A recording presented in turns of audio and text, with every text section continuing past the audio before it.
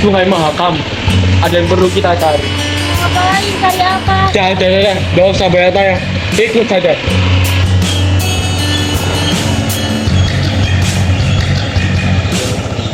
Ini di mana sih ya? Kok jauh banget jalannya? Kok tanya saya? Jadi, kali ini aku akan membantu kalian memahami lebih dalam seputar Sungai Mahakam, utamanya jika dilihat dari sisi geografisnya. Let's check it out. Secara lokasi, Sungai Mahakam ini berada di Provinsi Kalimantan Timur. Aliran sungainya melewati 4 kota kabupaten yang meliputi Kabupaten Mahakam, Kabupaten Kutai Barat, Kabupaten Kutai Kartanegara, Kota Samarinda, dan berakhir di Selat Makassar. Secara total, Sungai Mahakam ini membentang sepanjang 980 km, sehingga menjadikan Sungai Mahakam sebagai sungai terpanjang kedua di Indonesia. Lalu, cerita Sungai Mahakam berawal dari hulunya yang berada di sekitar Pegunungan Muler yang berada di Kabupaten Mahakam Ulu. Dari sanalah mata air yang menjadi sumber aliran Sungai Mahakam mulai muncul, kemudian bertemu di Muara Boh dan bersatu menjadi sungai yang lebih besar. Selain itu, terdapat pula beberapa anak sungai lain yang cukup besar yang juga masuk atau bermuara di Sungai Mahakam. Seperti contohnya Sungai Kedang Pahu, Sungai Kedang Kepala, dan sungai-sungai lainnya yang juga menyumbang debit aliran sungai ke Sungai Mahakam. Selain mata air dan juga anak-anak sungai yang sudah disebutkan, tentunya masih terdapat ratusan mata air yang mengalir pada anak-anak sungai yang pada akhirnya juga masuk atau bermuara ke Sungai Mahakam. Nah, dari ratusan mata air ini terbentuklah sebuah sistem hidrologi atau yang sering kita kenal sebagai daerah aliran sungai atau DAS. Nah, DAS ini luasnya mencapai 77.423 km persegi loh, atau sekitar 14% dari total luas Pulau Kalimantan. 14%-nya ini meliputi 6 kabupaten kota yang meliputi Kabupaten Mahakam Ulu, Kabupaten Kutai Barat, sebagian besar Kabupaten Kutai Kartanegara, sebagian Kabupaten Kutai Timur, Kota Samarinda, sebagian Kabupaten Malinau di Kalimantan Utara, dan juga sebagian kecil Kabupaten Murug Raya. Atau secara umumnya, hampir setengah wilayah Kalimantan Timur merupakan bagian dari DAS Mahakam. Faktanya, batas DAS Mahakam juga menjadi batas wilayah. Seperti di bagian barat, itu menjadi batas alamiah antara Provinsi Kalimantan Timur dengan Provinsi Kalimantan Tengah dan juga Barat, bahkan juga batas antara Indonesia dan Malaysia di bagian utara. Di sini juga terdapat lebih dari 70 danau alami yang tersebar di daerah aliran Sungai Mahakam, dan sekitar 30 danau itu terletak di bagian tengah DAS Mahakam loh. 3 di antaranya yang memiliki ukuran paling luas adalah Danau Semayang, Danau Melintang, dan Danau Jempang. Yang pertama yaitu ada Danau Semayang yang memiliki luas sekitar 13.000 hektar. Yang di sampingnya ada Danau Melintang yang memiliki luas genangan sekitar 11.000 hektar.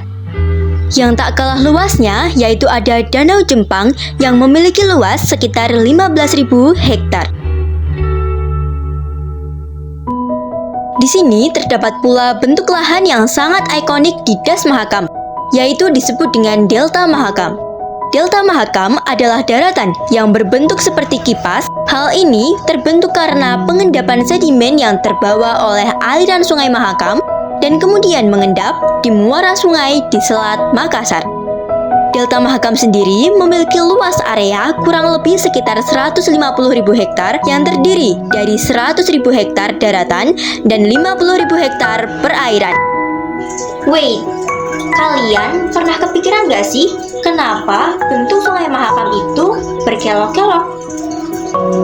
Sungai Mahakam ini memiliki pola aliran meander atau berkelok-kelok karena Sungai Mahakam memiliki kemiringan yang rendah dan proses sedimentasi yang dominan.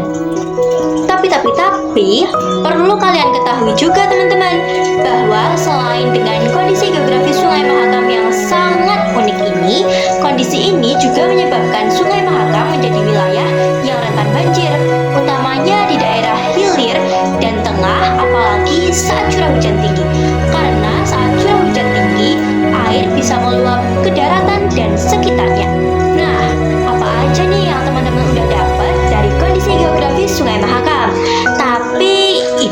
kondisi geografisnya loh teman-teman.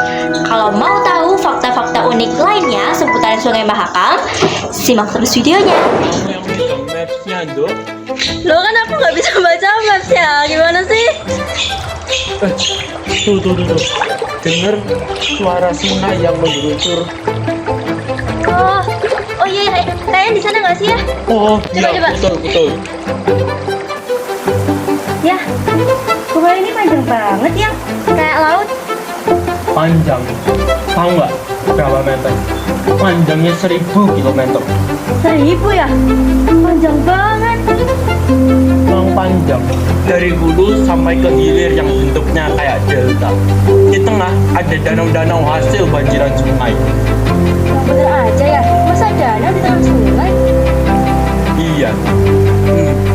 Sebenarnya itu danau hasil banjiran sungai. Danau Semayang, Danau Melintang, dan Danau Jempang.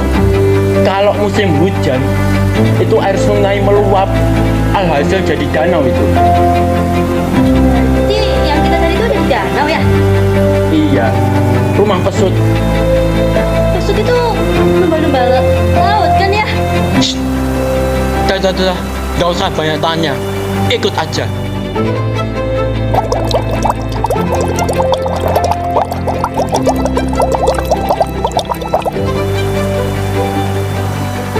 Itu, pesutnya udah muncul di permukaan. Lucu ya? Wajahnya kayak kena geprek. Jangan berisik.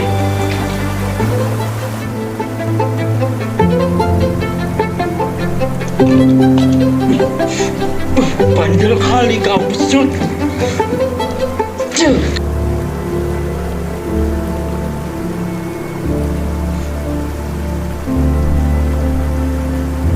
Tanggap akhirnya.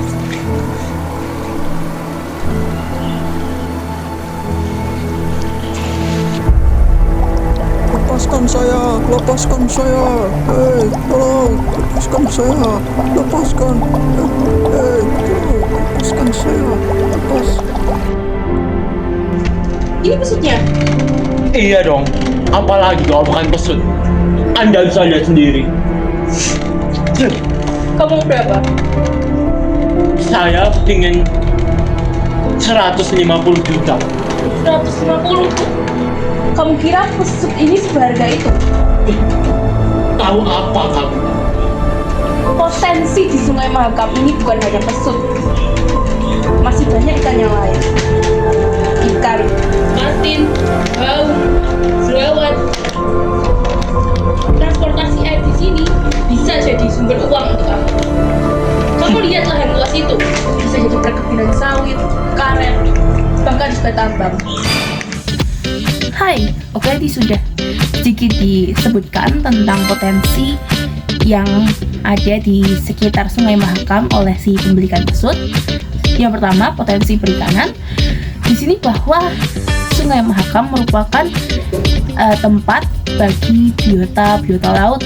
Salah satunya ada ikan pesut, ikan patin, ikan jelawat, ikan baung, dan kemudian nelayan-nelayan daerah sekitar itu mereka kebanyakan mereka menangkap ikan yang tadi disebutkan soal ikan pesut ya, karena ikan pesut itu dilindungi dan mereka jual ke pasar begitu. Ini salah satu sumber mata pencaharian utama masyarakat sekitar situ. Tapi ada juga bahayanya ketika penangkapan ikan ini, mancingnya itu pakai teknik yang salah. Misal pakai jaring yang kayak tidak ramah lingkungan atau pakai bom, itu bisa merusak alam Sungai Mahakam. Yang kedua ada potensi transportasi air, bahwa ternyata di Kalimantan karena fasilitas atau infrastrukturnya, sarana perjalanan, sarana penghubungnya ini, jalan-jalannya itu kurang memadai atau belum memadai. Jadi sungai adalah jalan utama, sarana transportasi utama yang digunakan di Kalimantan. Salah satunya adalah Sungai Mahakam, yang dimana ia menghubungkan beberapa kota-kota besar kayak Samarinda, Tenggarong, sampai ke desa-desa yang ada di pedalaman. Kemudian angkutan barang lewat sungai itu lebih mudah, lebih murah dibandingkan dengan melewat jalur darat. Contohnya nih, misalnya ada 1 ton batu bara, itu bisa jadi biaya transportasinya kalau lewat sungai bisa cuma 1/5-nya kalau dibanding lewat darat gitu. Jadi sungai ini merupakan sarana transportasi yang penting banget nih di Kalimantan begitu. Tanpa adanya sungai, salah satunya Sungai Mahakam, itu bisa jadi bahwa apapun distribusi yang ada di Kalimantan itu bisa sangat terganggu, jadi kemacetan dan lain-lain. Begitu. Lanjut ke yang ketiga, yaitu potensi wisata atau ekowisata. Di sini bahwa Sungai Mahakam itu termasuk wilayah yang menjanjikan potensi ekowisatanya, bahwa Sungai Mahakam itu punya pesut. Daya tarik utama di video ini gitu, karena pesut itu kan lumba-lumba air tawar, dimana dia hanya ada di 3 tempat di dunia. Gitu. Selain pesut, ada Danau Banjiran Semayang, Melintang, Jempang, Sungai Rawa Gambut, dan desa-desa Dayak dengan budaya tenun serta rumah panjang. Ekowisata itu seperti menyusuri sungai, melihat pesut di alam liar, atau belajar membuat manik-manik yang bisa dijual sebagai paket wisata gitu. Bahkan satu paket ini bisa dijual tuh sampai 5-10 juta satu paket, lumayan kan? Itu daripada pesutnya dijadikan dijual, mendingan dijadiin bahan daya tarik wisata, lebih profit sepertinya ya. Lanjut, ada yang keempat, ada potensi perkebunan. Ini potensi yang kayak ya yellow flag gitu. Karena apa? Karena sekitar Sungai Mahakam itu sepanjang alirannya itu terdapat lahan gambut dan dataran aluvial yang sangat subur. Endapan sungai membuat tanahnya kaya akan nutrisi. Maka banyak perkebunan sawit, karet, dan kelapa yang hasilnya ini bahkan diekspor ke luar Kalimantan dan bahkan ke luar negeri. Wow. Tapi yang buat dia yellow flag ini adalah karena pembukaan lahan gambut secara sembarangan bisa menyebabkan kebakaran hutan, rusaknya habitat di sekitar Sungai Mahakam, dan melepas karbon ke udara dengan jumlah yang sangat banyak. Gitu. Jadi potensi ini harus dikelola dengan izin yang baik dan teknik yang baik. Itu. Lanjut, yang terakhir ini yang agak mungkin sensitif, karena yang kelima ini adalah pertambangan. Karena kita semua kayak, oh tambang itu pasti hasilnya banyak, dan jelas iya gitu. Jadi pertambangan ini adalah potensi dengan nilai ekonomi yang paling tinggi, tapi juga dengan opportunity cost-nya yang paling tinggi di antara potensi yang lain. Bahwa cekungan Mahakam adalah cekungan sedimen terdalam di Indonesia. Di bawah sungai, rawa, dan hutan itu tersimpan banyak batu bara, minyak bumi, dan gas alam. Puluhan tahun, banyak tahun sudah berlangsung terjadi pertambangan di sana.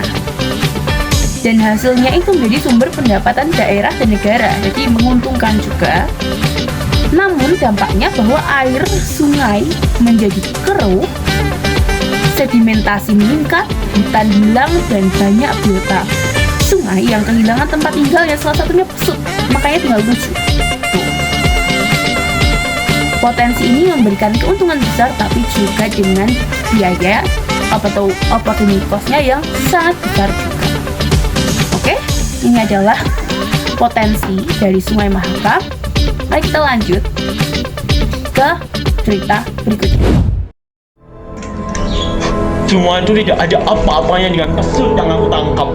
Jumlahnya hanya tersisa 7 ekor di alam liar. Baiklah, orang tua akan datang sore ini. Pastikan pesut itu bukan polisi.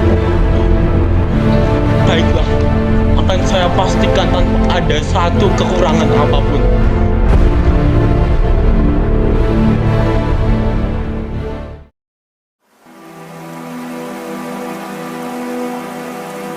Hai, kamu masih di situ? Iya, tetapi sekarang sudah berubah. Kalau sekarang berubah gimana emangnya? Sekarang banyak banget yang buang sampah sembarangan, jadinya rumahku rusak. Dulu sungai ini terasa lebih tenang, airnya menjadi sumber kehidupan. Ikan melimpah, hutan masih lebat, dan alam berjalan seimbang. Kalau sekarang emang gimana? Perlahan semuanya berubah. Eksploitasi alam mulai memenuhi sungai ini.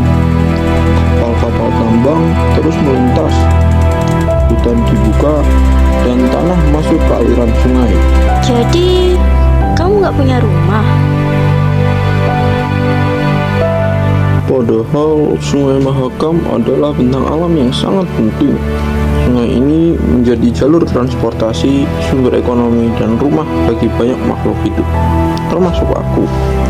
Aku tidak punya rumah, tapi ingat aku selalu ya. Oh, oke. Kalau gitu, aku akan. Hei, kamu harus pergi sekarang. Sana. Dadah. Hei, Masud, tunggu dong. Aku mau ikut.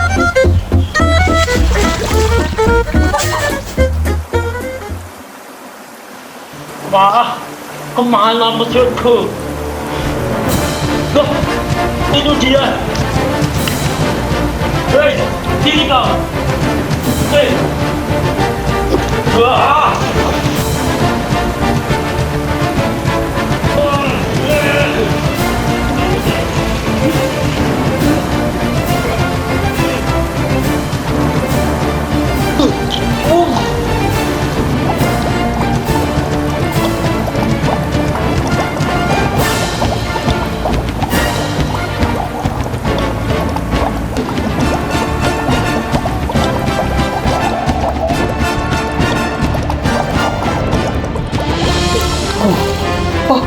Batu apa ini?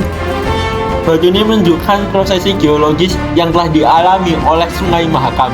Sungai Mahakam terbentuk dari proses geologi yang berlangsung selama jutaan tahun di wilayah Cekungan Kalimantan Timur atau khususnya Cekungan Kutai.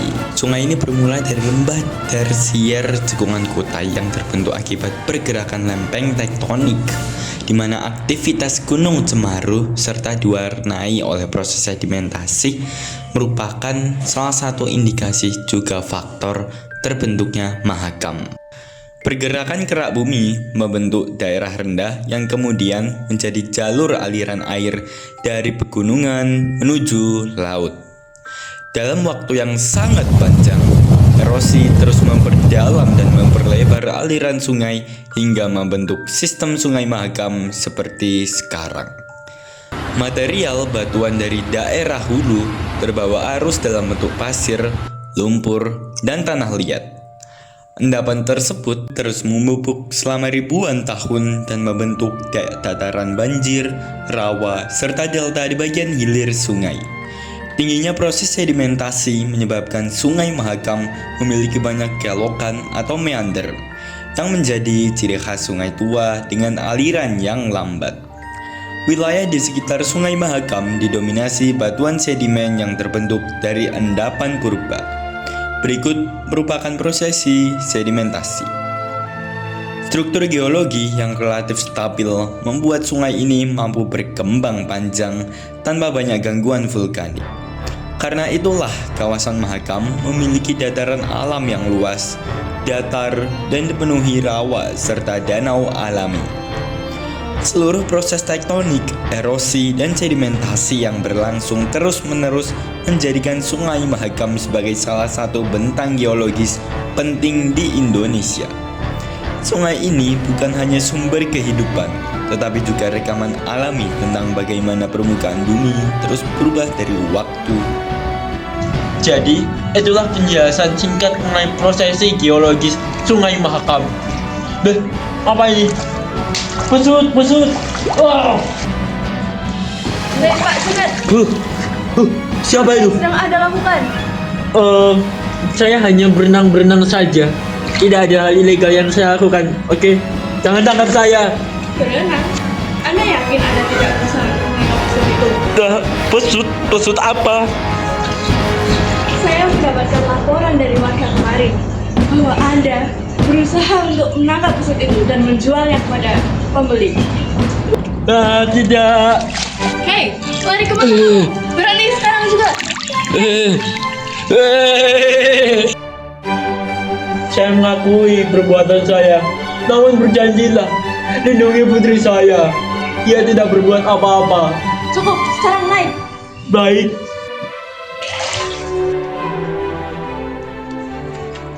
Ayo ikut dengan saya. Baik, Bu Polisi.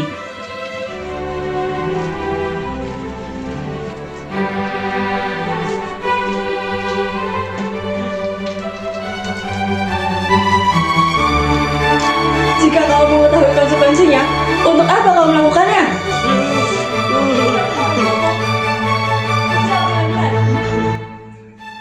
Kualitas perairan Sungai Mahakam yang mendukung kehidupan biota. Sungai Mahakam memiliki kondisi perairan yang masih tergolong baik dan mendukung ekosistem. Ditandai dengan kandungan logam berat seperti timbal, tembaga, dan air raksa pada ikan yang berada di bawah ambang batas sehingga aman dari bioakumulasi. Parameter fisika dan kimia seperti suhu pada 23 derajat Celcius hingga 26 derajat Celcius dengan pH 6,14 hingga 6,42 serta oksigen terlarut atau disulfat oksigen yang umumnya di atas 4 mg per liter juga masih sesuai untuk kehidupan organisme air. Keberadaan ikan bakok seperti bioindikator serta pesut mahakam sebagai spesies kunci menunjukkan bahwa kualitas perairan masih mampu menopang keanekaragaman hayati. Lingkungan asri dan pemanfaatan yang ramah ekosistem. Wilayah tertentu seperti Desa Jemayan Tengah masih memiliki pesisir berhutan alami yang menjaga kestabilan habitat dan menyediakan tempat berlindung bagi biota. Praktik perikanan tradisional seperti penggunaan pancing dan rengeh tergolong ramah lingkungan dan meminimalkan risiko terhadap pesut. Selain itu, adanya zonasi seperti wilayah budidaya di Desa Pongkor menunjukkan potensi pemanfaatan ekonomi yang tetap berkelanjutan. Sungai Mahakam juga berfungsi sebagai jalur migrasi yang luas bagi berbagai organisme air. Konektivitas ekosistem. Sungai Mahakam berperan sebagai urat nadi yang menghubungkan berbagai wilayah dan menopang kehidupan ekosistem serta masyarakat. Namun, terdapat tantangan seperti aktivitas pertambangan yang dapat menurunkan kadar disulfat oksigen, limbah yang memengaruhi pH air, serta aktivitas transportasi yang berpotensi menimbulkan pencemaran suara dan risiko bagi pesut. Oleh karena itu, pengelolaan aktivitas manusia, pengawasan lingkungan, dan perlindungan wilayah asli menjadi kunci agar potensi ekologi Sungai Mahakam tetap eco-friendly dan berkelanjutan. Ya, saya paham betul akan konsekuensi dari perbuatan yang saya perbuat. Saya minta maaf. Jika kau mengetahui konsekuensinya, untuk apa kau melakukannya? Uang. Uang?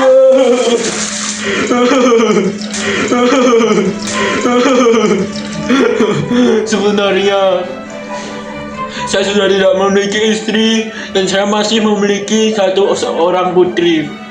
Dan saya akan mendapatkan uang banyak apabila saya menangkap pesut itu. Saya akan mengkuliahkan putri saya. Saya akan membantu putri saya untuk menjadi wanita yang sukses ke depannya. Jangan tangkap saya. Oh, akhirnya udah ketangkap juga nih. Memang seharusnya pesut mahakam ini nggak boleh diburu ya. Ayo teman-teman, tolak perburukan alam, tolak pemburuan liar, dukung ekowisata dan konservasi. Jaga habitat pesut, selamatkan sungai untuk anak cucu kita. Segera bertindak, Mahakam butuh kita.